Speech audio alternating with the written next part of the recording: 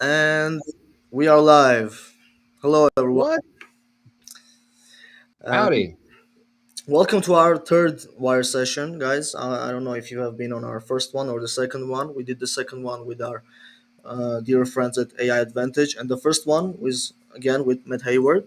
So let's start with introducing ourselves, I guess. So I'm Eric, as you know, or didn't.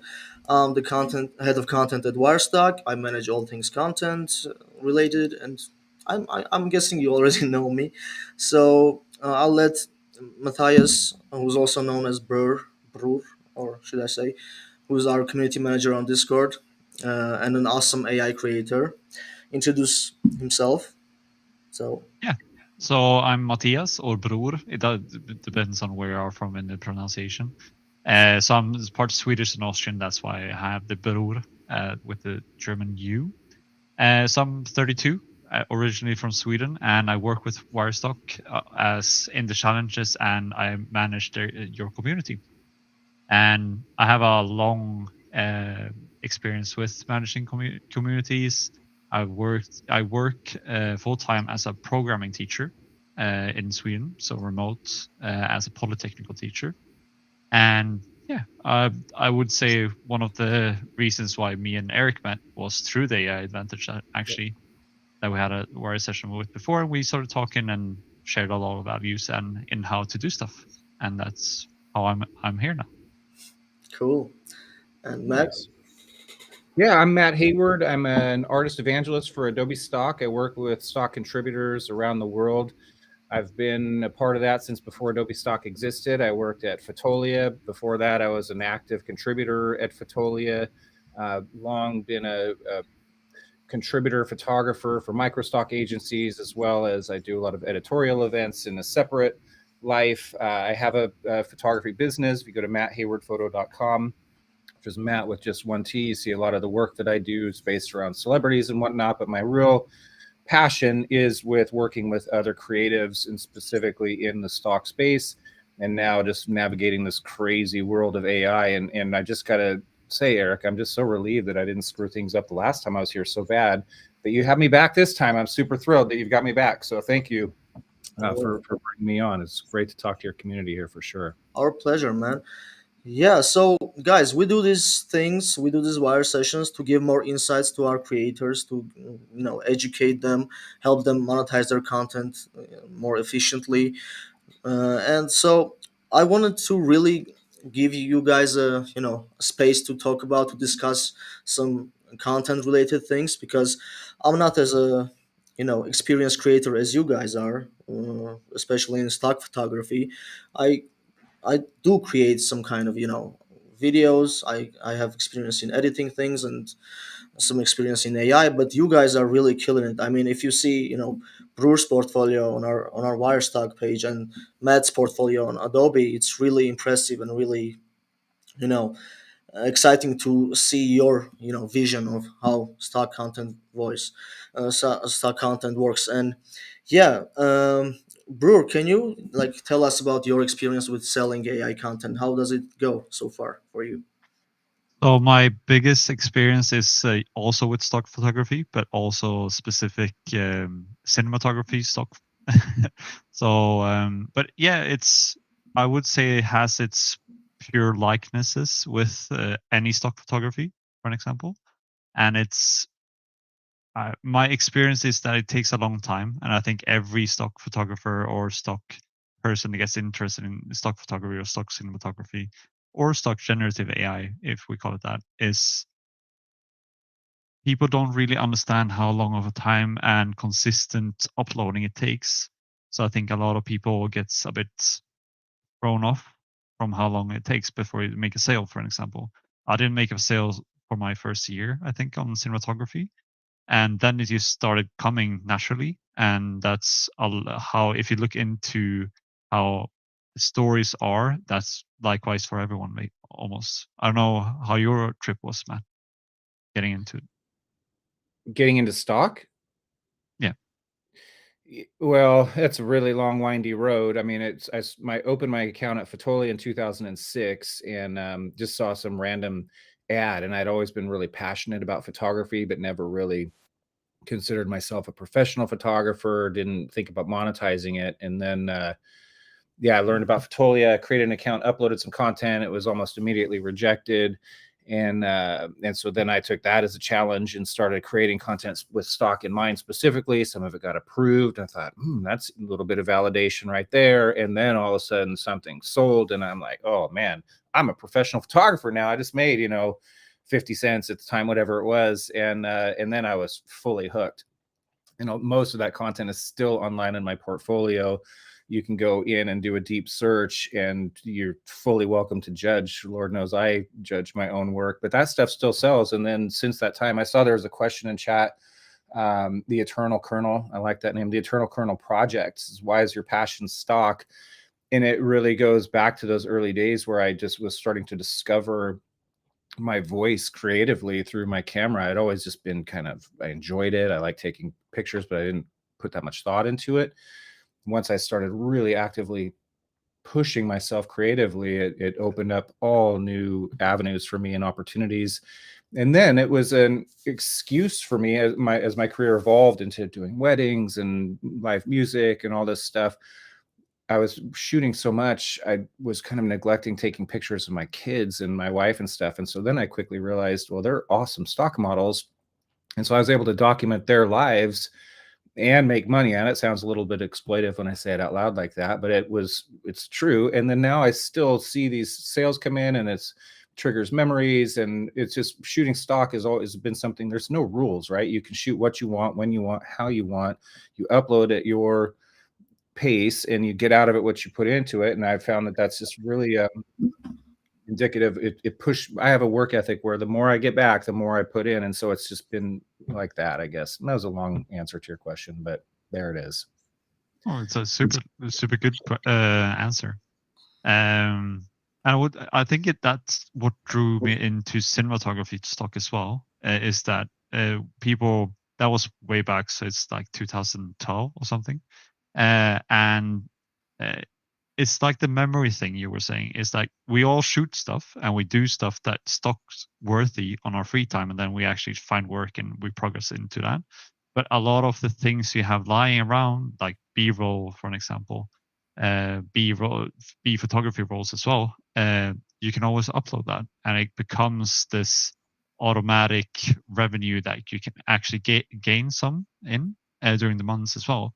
And it's a good way of using the like everything you have and just upload it. It's the same with AI, generative AI as well, I would say, because we all create so much. The only problem is that we create a bit too much, I would say, and we try to upload everything instead of like curating the work and really finding our path in how to do prompt engineering right. And it's so many bits and pieces to generative AI.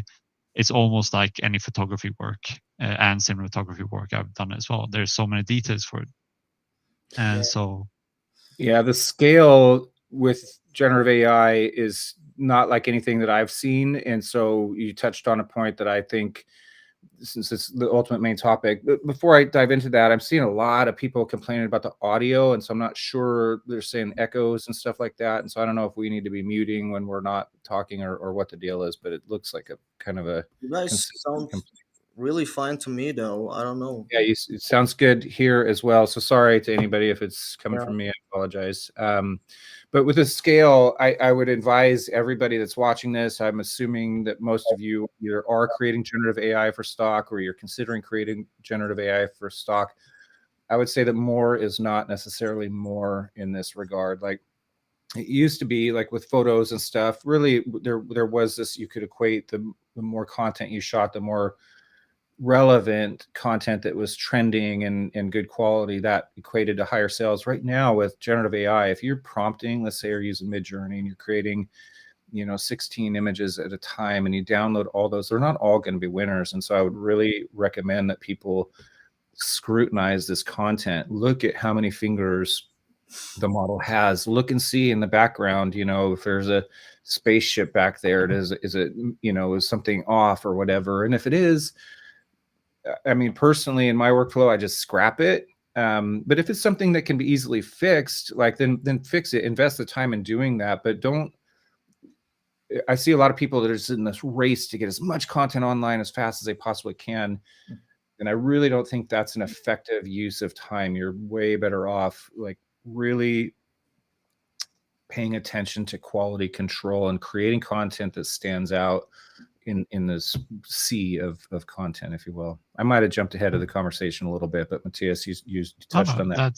It's a perfect wedge into it, because we were looking at the Adobe Stock, right? And it's already 22 million submissions into used only Adobe Stock, for an example. And they are the slowest in revisions on, I would also say, the hardest ones, because Adobe holds a bit of a reputation as well.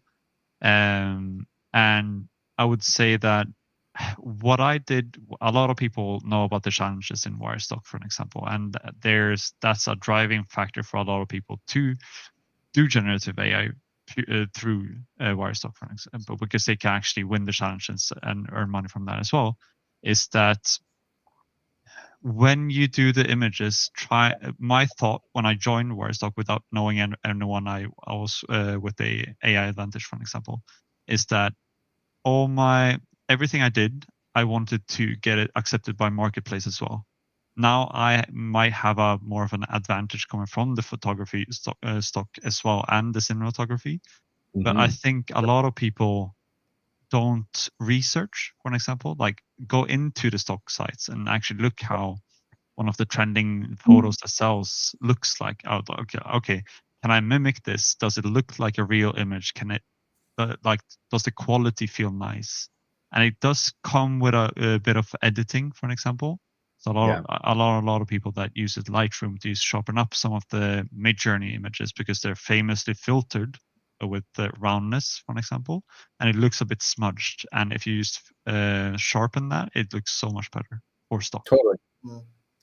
Yeah, when you said it's a sea, Matt, I think that's an ocean now, more like. Yeah, it's a lot. It's People just yes, it's still a fraction of the overall collection when you look at, like, I'm speaking from, you are looking at multiple agencies and wires, directly, and so I want to make sure, like, I'm pretty one-dimensional in the Adobe Stock space. It's still only a fraction of the overall collection with images and videos and templates and vectors and illustration. You know what I mean? It's still not there, but it's the scale in which it's grown. We announced on December 5th that we would accept this content, and we have a lot of files. I mean, you can do a blank search and see, but yeah, it's in the, over 20 million assets right now, which is huge, but there's 380, almost 400 million files online at Adobe Stock. And so I want to assure everybody that traditional stock content is still selling, and it's outselling generative AI, but generative AI sells quite well also. And Mattias, you touched on another point, like you have an advantage because you had that prior experience as a photographer, as a cinematographer, before you dove into the generative AI. And I think that's very, very true. And so if you've never been a stock contributor and now you've discovered generative AI software, you're like a kid in a candy store, like, oh man, I can create all this stuff and upload it and get rich immediately. It's not a get rich quick scheme. It takes effort, it takes skill, and you need to do some research. And so you need to know what you don't know, which is how stock works. And so you need to understand, like, I see this content come in from brand new accounts, and the keywords are just all over the board, not really applicable, or like telling a little story in the title, almost like it'd be if you were entering the image at the county fair and you wanted to title it, like, it's not describing what's in the image, but it's more like theoretical and stuff. You need to learn how to get your content seen, because that's half the battle. It's not just about the content, it's about getting it seen. I say this all the time. You can have the best image ever created in the history of imagery. If a customer can't find it, they're not going to be able to buy it. And so the way they find that is through keywords. And so that's where you should be investing your time in learning, in addition to learning prompting. But now Mattias and myself, we have experience as stock contributors. We already have that education, that knowledge, and we know what sells. And so the experienced stock contributors that I work with that have also decided to expand their portfolio with generative AI, they're very successful, and because they know what customers are looking for, because the customers are still looking for the same type of content. And I've talked to our curation team to get an idea for that, and what it is, what are people buying, and what did I have? I had it written down because It's a range of stuff illustrating conceptual ideas, fantasy and photorealistic style portraits and people in lifestyle settings, as well as abstract visuals that work well as backgrounds and creative design components. So backgrounds, that's really strong. It's not sexy to think about this is going to be used for a background on something, but that's money when you're a stock contributor. And so that's the kind of stuff you need to be thinking about. You don't need to worry about making a picture of, Godzilla smashing a ship at sea with lightning and aliens overhead. It's cool to look at and it's really neat. And I'm guilty of, testing that when the software first came available. But that's not what's selling for me. What's selling for me is like the mature African-American woman, shopping in a grocery store or whatever, like just authentic lifestyle or these abstract backgrounds and stuff like that. Yeah, so a lot of people don't know this, but if they create a Godzilla smashing buildings, that's not going to be accepted on Adobe, isn't it? Well, Godzilla specifically, I mean, but I'm being, a giant lizard, let's just say a big alien reptile or whatever, like that. I'm just saying this because I have Godzilla on the brain right now. I'm very immature.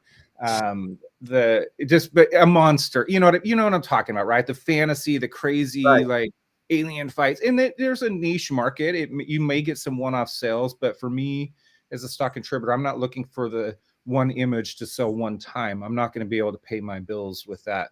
I want an image to sell 1,000 times, and I want 1,000 images that do that consistently, right? And so you need to get the stuff that's trending. So I don't know what tools you offer to your contributor community. We have the Artist Hub at Adobe Stock, which has a lot of, trends and things like that. I saw a comment in there like, oh, this is going to be a commercial for Adobe Stock. This is not a commercial for Adobe Stock, but I happen to work at Adobe Stock, so I'm totally biased and I can only speak to those tools.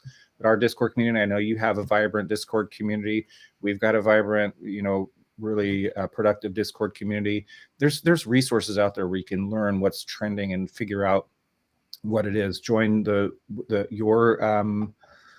your creative challenges. It looks like your cadence is really consistent. You do a lot of them. We do weekly creative challenges in our Discord community as well. Just push yourself, test and learn and expand, and don't just pigeonhole yourself into only creating generative AI software, images. Like pick up your camera, even if it's your phone. Somebody asked a question.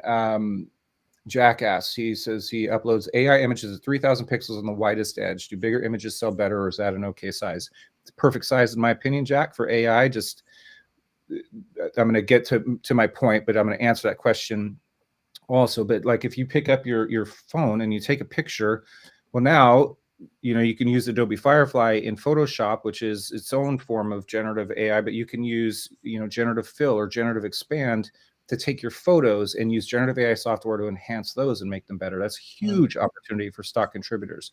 Now for Jack's in the phone, my point is that the phone images are generally plenty big enough. Our minimum file size at Adobe Stock is 4 megapixels, 2400 by 1600. And so with generative AI, like, with Midjourney, let's just say is the example, I see more Midjourney content than any other software. I don't know if your experience is different, but the output is lower than our minimum. And so historically people have had to upsize content, and some people are just like, oh, let's use the maximum you can possibly do using like gigapixel or whatever, Topaz, whatever it is they're doing, and just going huge. And again, more is not necessarily more. And so 6 to 8 megapixels is probably going to be fine. I don't care what software you're using. The bigger you go, you're deteriorating that quality. Now Midjourney has an opportunity to expand 2x or 4x within the software. I've heard mixed reports. I played with it a little bit. It looked pretty good to me, but I haven't really tested the limits since that came out. Have you guys, Mattias, have you used that at all? I don't really like the Midjourney one. I actually use Big GPG, APG, I think, and it's so much faster, and it works off your local computer instead of the Discord wire, like the UI, and it doesn't take time off your Midjourney subscription to do it. Oh, So it's just faster, and I really like the results with it. So it's Big JPG, and it's super cheap as well. there was a question from Jack, not a question, but a comment. I use ChatGPT for research. ChatGPT is very, very good. I'm gonna guess you're using it with the Bing plugin, so it actually can reach the internet. The only thing that can happen with ChatGPT is that Bing is mixed with ChatGPT's algorithm and vector databases. So it's taking information from 2021, which is built on, and the learning cap is 2021. So you're getting the results from 2021 instead of 2023. So you can mix some of the trends and how to take them up in what's in now. Like it's not trending anymore if you get a result from ChatGPT only. So you would need to do Bing, for I example. think the latest version works real time though. ChatGPT 4, is it not right? No, it's no? still learning cap to 2021. Okay. But it's with the Bing one, it can search internet, so it's like up to date. Right. All right. Yeah, bro. People are asking for you to spell the name of the. Yeah, I can write it in the chat. I'll join the YouTube. 2 seconds. Yeah. Cool. Yeah, guys. Our expectations went a bit high especially when the Discord, the Midjourney released the 4x upscale version because I played with it a lot. I created some macro images, of insects or other, um, really small tiny things, and I upscaled them by the 4x. I did the 4x upscale, and they looked really incredible to me. I got 4K images, and I bet you wouldn't even be able to tell if it's AI generated or not.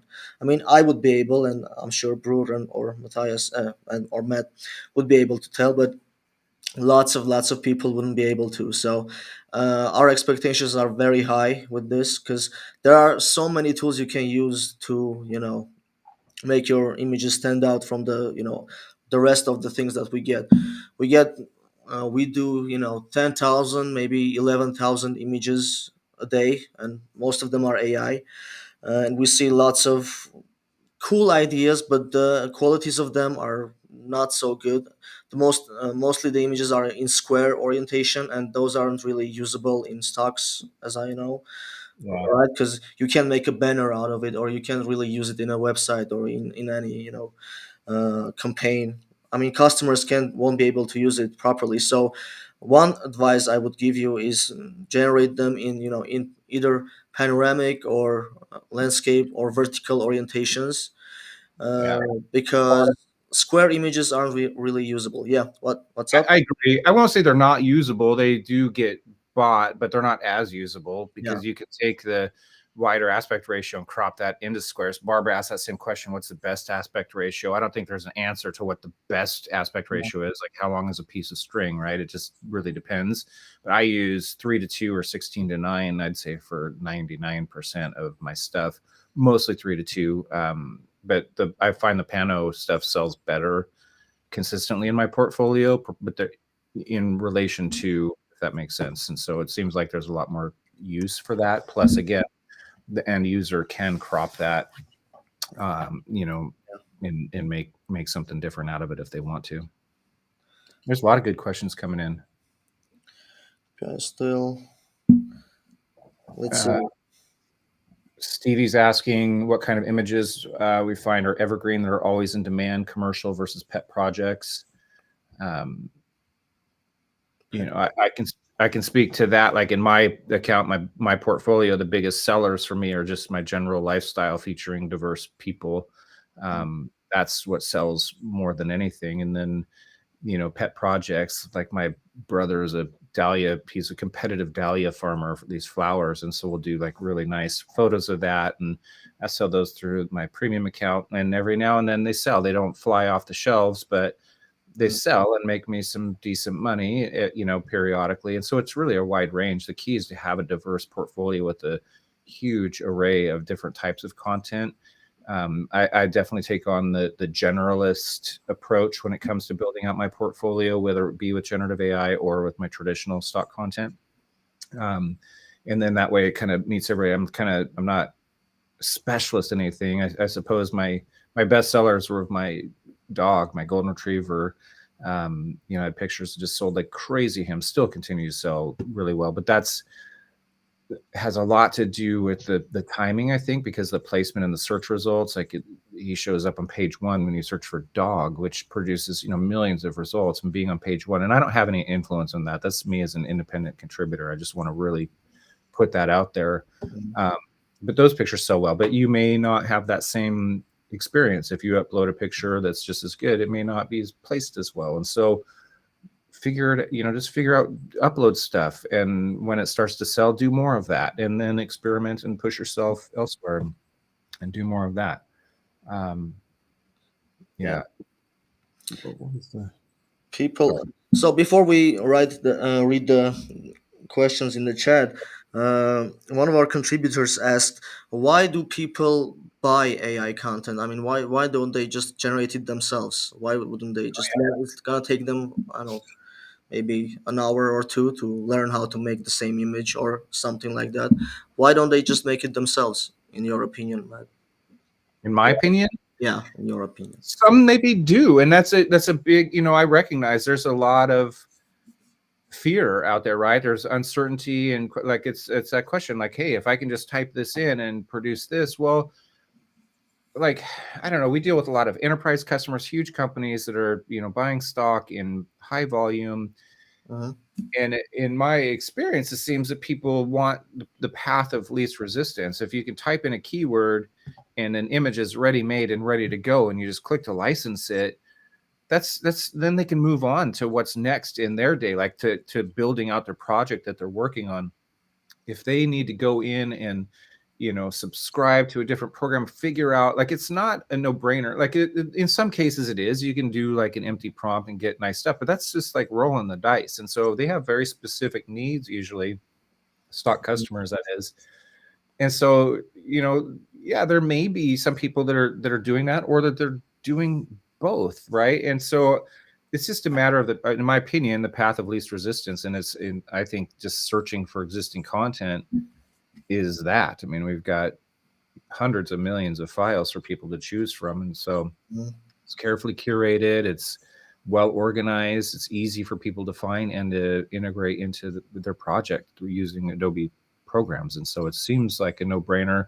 As a contributor, taking my employee hat off, I really don't feel threatened. I get the concerns, and I see that, but my sales have been growing, and so I feel like as long as that is continuing, I'm happy. Cool. Did that answer the question, or did I talk around it? I don't know.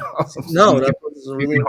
Call me out if I talk around something. It's not intentional. I've always had a not aggressive stance against this saying, but basically, if you want to memorialize your own wedding day, for an example, would you go with your phone, or would you hire someone to do the photos? It's the exact same thing. It's like, okay, if I compare, like, if I would work with AI and I only do stock photography through AI, the chances is that I'm better than the single person looking for a photo in creating the specific thing I want to do and having a quality above everyone else as well. Now, having quality above everyone else is hard in the generative AI space because it's all derived from the same system, right? But it's more than about finding, for an example, we took that in the last Wirestock session, is the cinematic prompts, and learning how to prompt engineer your own pictures, how to learn how Midjourney works, learn how Stable Diffusion works, so DALL-E, for an example. They all work in different languages, and it's almost the same with cameras. And some cameras is very good for this, and some cameras are very good for this. Likewise, Midjourney is very bad at text, for an example, but DALL-E is actually getting quite good at it. Yeah.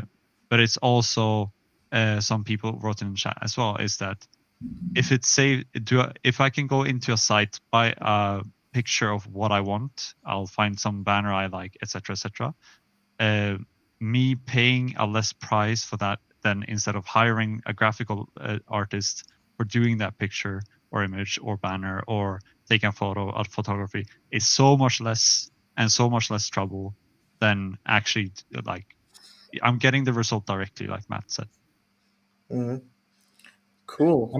I'm going to show a gallery of images, if that's okay. Do you mind if I share my screen? Go ahead. And so here There Where we are we go. getting that? Yeah. What's that from? Well, so here's a gallery of images that our curators put together going through the collection. And so the, this isn't like average stuff that everybody can just go in and type out a prop. Some of it might be, right? Maybe I'm speaking from a position of ignorance, but a lot of this stuff I look at and go, dang, I couldn't do that. And so this like hyper realism stylized, this isn't really scalable. You could set up a shoot like this and, you know, buy the outfits and all that. It's not expanding, but the quality is very, very good. And so I just don't see that many customers putting in the effort to learn how to create this content on their own. Like they're capable, like you said, Mattias, they could use their cell phone and take a photo, just like, or they could buy a stock photo that's been created by a professional. And so I just think that is going to hold true. And so there's just this stunning content that is now available, you know, through Wirestock, through Adobe Stock, through, you know, all this generative AI stuff. Is just absolutely beautiful, highly sellable. And I think customers are seeing that and it resonates, meets their needs. And so why not do that? Does that make sense?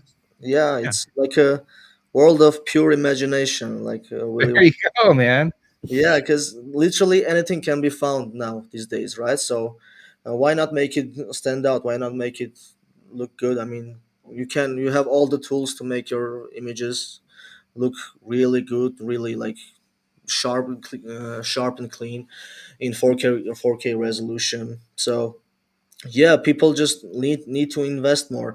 Lots of people, yeah, I mean, maybe that's our wording that is incorrect. Like maybe we advertise ourselves like make money easier, but it's never that easy. So like Matt said, it's not a quick buck kind of thing. You need to invest, because the same thing was happening with the photos as well when the AI wasn't existent back then. People just going on a vacation shooting 500 images with their phone, and then really them they are shaky, or the videos are shaky, the photos are kind of blurry, and they were trying to sell those, and some of those were really great, but most of the content was not what we were looking for, and then they would complain again like we didn't accept them. But yeah, that's what happens with AI as well. You can't just use the same prompt to create 30 images of the same thing, same person with the suit and a lion's head. We see that a lot still. And yeah, try to sell, because you need to stand out really, because as you can see, Matt, how was the search thing working when you don't use a keyword, you just use a Oh, yeah, button? yeah. Yeah, can you show it It's a for really good tool. You're right. I'm glad you brought that up because it is a good tool to. to research? Yeah, I just got to find the right. For researching, for There, I've example. got. yeah. I can. I'll take a question at the same time. Mhm.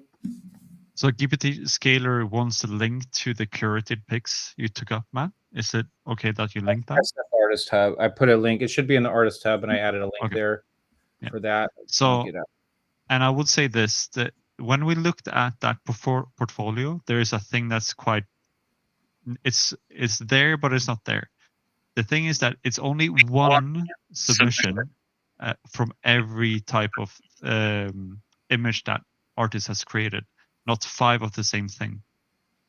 And that's the curating part, is that, okay, I have an idea, or I'll go with the Wirestock challenges, for an example. I'll really work on these 2 submissions. That was my rule, that I never wanted to submit anything more than 2 images per challenge.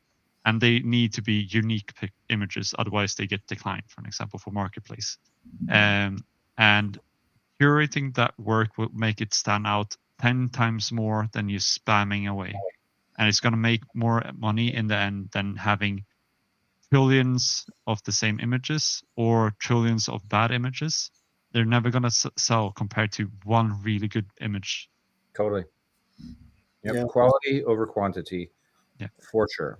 So yeah, Jack says he spends an hour or hours on one image using painting to perfect it. Yeah, so Jack is one of our winners, and he had this image of Bob's Burgers character Bob holding a burger or something. It was so realistic and so true to the original. I mean, it was fully AI generated, but I mean, how many hours did you spend on it? It was looking so. He even got the pen, like he has this pocket pen, Bob, even that was on point, and I was really impressed with that. So you can still create really impressive. I mean, I could safely say I have seen all there is now by now. I think it's really hard to impress me or Brur, but you still can. I mean, there are some people with really creative, you know, visions and thought processes that we see, but they lack the knowledge to make their images more quality, more, you know, to make them more to make them stand out more. So yeah, you just have to learn some things. Okay, so Matt, you were going to show us how to do some research and see Yep. what's selling. Yep. As long as I can figure out how to research which buttons to click on this thing. All right. So, an effective tool. Man, this echo comes in when I share the screen. Sorry. An effective tool that I like to use this as a contributor to do research is just doing a blank search. And so if I go into the search bar at stock.adobe.com, this is the customer facing site. And I just click a return for all. I see there's 372 million plus results, and it's showing content that's trending, selling. It's how the search works. A lot of these are templates, are extremely popular, and then there's still photos, and there's going to be generative AI mixed in here as well. But now if I'm only focusing on generative AI content, I want to get a good idea. There's a couple of ways you can do this. In the contributor portal, you can look at the insights tab and you see the best sellers of the week, and that's a good tool that's effective for research. But I'm assuming most of your contributors at Wirestock are not directly uploading to Adobe Stock. And so if you went to the site and then you do a blank search, now you can click this little icon up here in the left-hand corner. That opens up some filters. And now you can go down and click generative AI only. And this is why it's really important that generative AI content be properly identified. If you use generative AI software to create your image and you're uploading it to Wirestock, and Wirestock is sending this to Adobe Stock, it needs to be tagged as generative AI so that customers that don't want it can filter it out, or customers that only want it can filter it in. But transparency is essential, and trust, and so that's really critical. And so I'm clicking on. So I just filtered to show me only images with generative AI, right? And so now I'm seeing I've got 22,400,000 results. And if you go through the first page, you'll see like some Halloween stuff. Makes sense that would have been selling because that holiday just ended. And so I'm expecting, we'll probably start, we're seeing winter frost coming in. You'll start seeing some Christmas things coming in. I mean, if you haven't already been getting your Christmas content uploaded, you should be doing it right now. Like, we're pretty behind when it comes to review times right now. It's taking a long time to get content reviewed. And so I recommend 2 to 3 months in advance of the season when you upload your content. But right now you need to take into account the extended time for moderation timeline. So this is a good research tool. It just gives you, and I'm not showing you this because I want you guys to go, oh yeah, this picture sells, I'm going to make one exactly like that and upload it. That market's already covered. It's already there. It's probably going to be difficult to, even if you went there ethically, I think that's shady, right? But even if you did that, you upload it, the image that you're seeing in these first pages, they're like really well placed, and so it's going to be very difficult to compete. And so, but it's just inspiration, style. What's the overall feel and look of the content that's being sold? And then you also just get an idea of like what is trending in the world. And again, you can go to the artist hub. I shared that link, and they share. Our curation team puts together trends. We're about to announce our like annual trends that'll happen in December, and that gives you good direction to face for what to create, what to capture in your content. But there are tools out there for you to do your research, and that, in my opinion, is a really strong one. Yeah, we also have this weekly topics emails that we send to everyone, to all of our contributors. There's AI topics, photos, videos, vector topics that are trending. We do some research, and yeah, check your emails, guys, because we do that for you, so you know what's going to be trending, so you know what has potential to sell. So yeah. Also, we do the challenges. We see we were doing the challenges in red and blue, kind of, red being more chaotic, extreme kind of topics, and blue being chill vibes, as pastel colors, that kind of thing. But then we changed it up, so now it's more market based, and kind of something trendy based logo, and maybe branded content, so the brands can notice and then make a deal with them. And yeah, so when we do those marketplace challenges, those are, you can safely say that those are based on the research that we did, and we know that this content is going to sell on maybe on the marketplaces that we work with, Yeah. Adobe or other extra channels that we work with. And So then look around you, wherever you're at in the world, wherever you go, chances are you're seeing stock content in an advertisement. If you remember magazines, those were pretty cool. You could see advertisements in those. I don't think they make them anymore, but you're riding the bus and you see a sign for, toothpaste or whatever, and you see somebody, with doing that, or you go into the store. Like I go into Costco, it's a huge box store where I'm at. I don't know if it's everywhere, but I see my dog Hudson like in at least 3 different locations every time I go to Costco. And then I know if I'm seeing 3 of my images every time I go shopping, that all these other images are stock content as well. And so you can get inspiration, motivation just going to the store. So have your eyes open. I put notes in my notes section of my phone to remind me, and I go back. And then the keys, if you write it down. I also like very old pen and paper and do that. But the key for this, what I find, is that if you write down those notes for inspiration, motivation to reference later, you have to actually remember to go back and reference them later and then put them to use. And so just be creative and keep feeding that side of your brain to create content, and you'll figure it out. yeah, it's very important to find your niche. I think we have a creator that made, really unique. He's a pastor, by the way. He has a really unique style of images. He made, you know, $30,000 or some or more with Wirestock, with extra channels, with Adobe, with all our channels, and he was really excited when he saw his first sale, and he saw his image being used on a banner, and it was really, fascinating experience for him as well. Uh, we have a video coming up of him telling us his story, so it's going to be really interesting for our creators to see. It's going to be on our Instagram, I think, YouTube channel, and we'll post it on Discord as well. Yeah, it's very important to find your niche, but it's got to be unique, because if it's not unique, then you're just competing for the second place, and you're not going to go far with that, I'm afraid. So most of the categories of our AI generated images that get uploaded to Wirestock are nature, people, and mostly technology and transportation.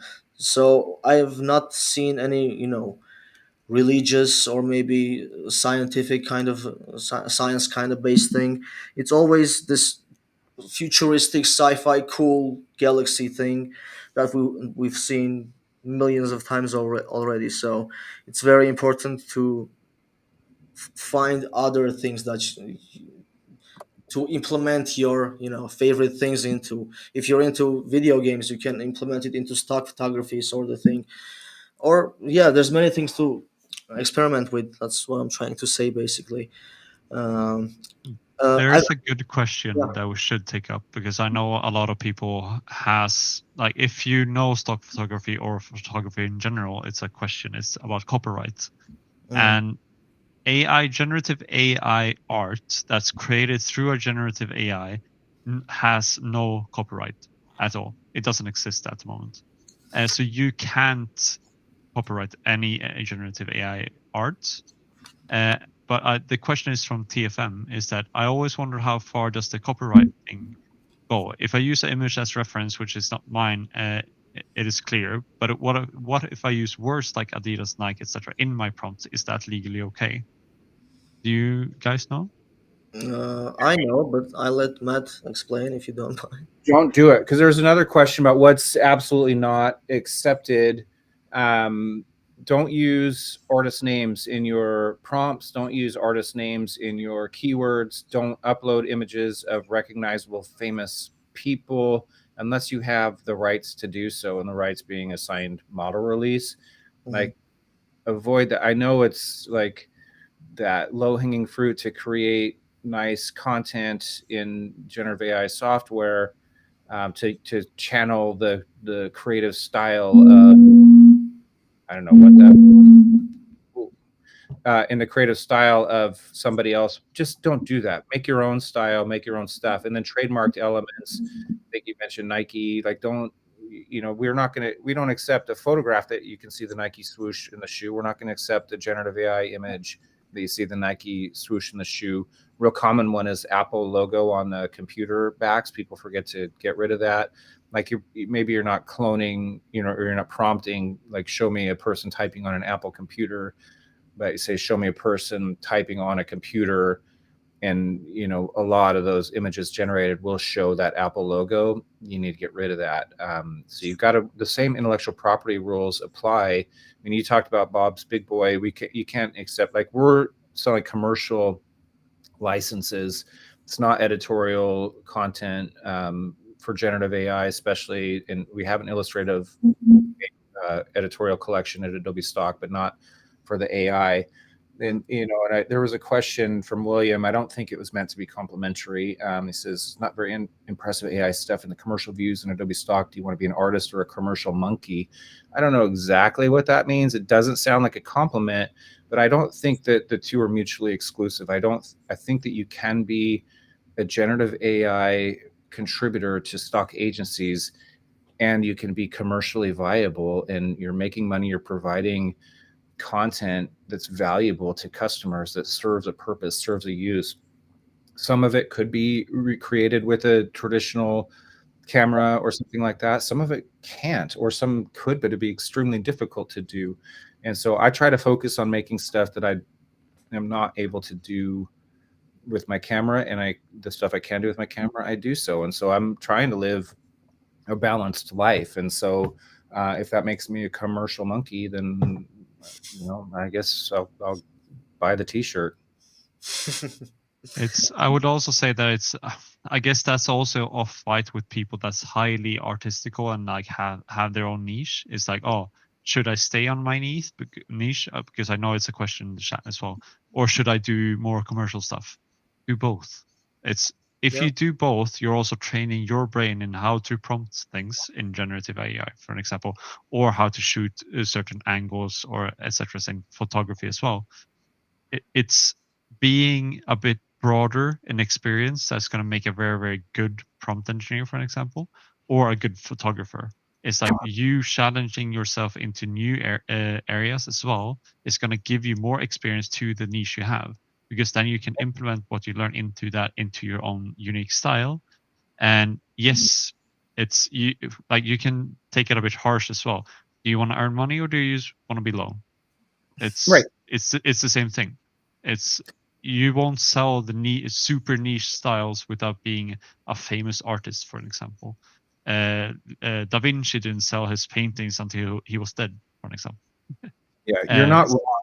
I mean, I've seen the transition from, going from film to digital, and, traditional film photographers like, oh, you're not a real photographer using the digital camera. I'm going to stand right here and I'm going to throw a temper tantrum, and I'm creating content, but not at the scale that other people are. And now I'm getting left behind, and wait a second, I'm going to catch up. And then from rights managed stock submission into when the micro stock business model came into place. Oh, I'm never going to sell my content. I'm just going to stand right here and I'm selling my stuff for $2,000. And I used to get people at trade shows all the time and say, oh, I sell my content for $2,000. Like, oh man, that's awesome. You should totally keep doing that. How many have you sold this year? Well, none.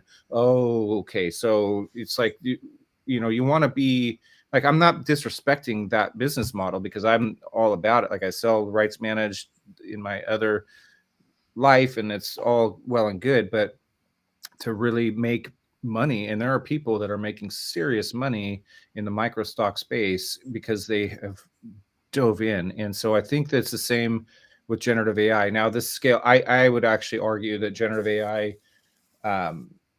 the introduction of generative AI is more disruptive to the space than going from film to digital and going from RM to RF.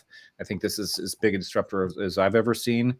And I'm still, I don't have all the answers here. Most of this commentary is from my own just personal perspective as a contributor. I'm trying to navigate the space, but I'm not going to sit back and say, this isn't for me. I want to figure out how I can maximize my earnings. Like I want to see my sales charts going up and to the right. And right now that's with a combination of my traditional content, which I continue to make and submit, and my generative AI content. So, Yeah. What I noticed the most is when a creator is already successful on on Wirestock. I mean, they were selling already with their photos, with their videos, and now they are switching to AI content. Sometimes we we get batches with mixed batches, like with AI and with photos, and the difference between those creations that those people made, those photographers made, and the difference between complete newbies that are just starting out with the generative AI is like night and day, because they have this eye, this cinematic eye, this perspective on things, and they know how the camera works basically, and they know how to create models that look authentic and not like plastic, Barbies that we see a lot with 10,000 teeth and sure. incorrect proportions and stuff. So I would the best advice I can give now to anyone that is starting is just to learn photography, watch some videos, learn how the perspective work, how the angle types. It's a low angle, high angle, close up, whatever the type is. So yeah, lots of people are just thinking it's really easy. They create something cool looking and they think no one else made that, but I promise you, if it's not unique, we've already seen that thousands of times. So yeah. Yeah, that's a complicated landscape, is to come up with something truly original. But it can be done. And, I look at, like, there's some, I better not call them out by name, but there's a couple of people I know that are like, they are, their brain is just wired differently, and they just know how to think up stuff, and then they can use that software to create it, and just blows my mind. Just like you said, Eric, it's tough to impress you. It's kind of easy to impress me because I see this stuff and like, man, I'm constantly saying, I wish I would have thought of that. Why can't I think of that? Like, it's just, there's Always so that, right? I mean, when you see something impressive and then you think how I could have thought of this, but I didn't. You yeah, didn't. You don't have that creative, thinking, man. Yeah. It all swirls back to researching what you're interested in. If you're really interested in doing generative AI in a sense that's gonna sell for you in stock markets as well, is that you need to do the research. Because if you come from a non-photography background, for example, you've never delved into that, or any like artistical sense things that where you need to play with angles, or like how people look, how lighting, etc., etc. You need to look up how it works and how we perceive things. Because, for an example, in the minimalist and white space winners, one of the best images I've ever seen is the one with the stair, for example. You haven't seen it, Matt, but it's because how the angles in that image plays with how we perceive it. Is that we want to find how to evoke emotions. Basically, you want to make it pop. You want to make people feel stuff when they see your art. So it's more about really learning how people, how it works, and how people react on different things, and then adding that experience to certain topics. For an example, let's say you delve into animal generative AI images, and you become an expert in that, and then you learn something else, and then something else, and then something else. You're going to have that in your bag, and you're going to be a much better creator because of it. It's trying to evolve all the time and learn more and more about what interests you is how you're going to get good. well said. Uh, By the way, speaking of styles and finding your own style, I have this small teaser for our contributors, for our users. So we are making this thing amongst with other art tools that we have. We have the face swapper, reface kind of thing. It's really cool. You can use any model that you have and just generate an image and then change their face to your favorite person, for example. It's really cool. We have those reimagine features and stuff, but this one is really gonna be a game changer, I think. So say you have a portfolio with, I don't know, at least 10 images. You can teach the AI to create the images in your way of shooting things, in your style. So we played around with that a bit, and it's really impressive. I mean, we took some of our best creators' works, like 15, 20, 20 photos, and then trained the AI to create images in their style, and it was really impressive. I was, again, it's hard to impress me, but I was impressed at that time. It was really good. I mean, they are so unique in their own way, and it's going to be really awesome to see what people can come up with using that tool. It's going to be really good, I think. So yeah. And One thing you cannot say about AI is that it's evolving slowly. It's well, like yeah, it's happening fast. I found a meme. I recently posted a meme in our community or in our Slack community. So, 1 year comparison.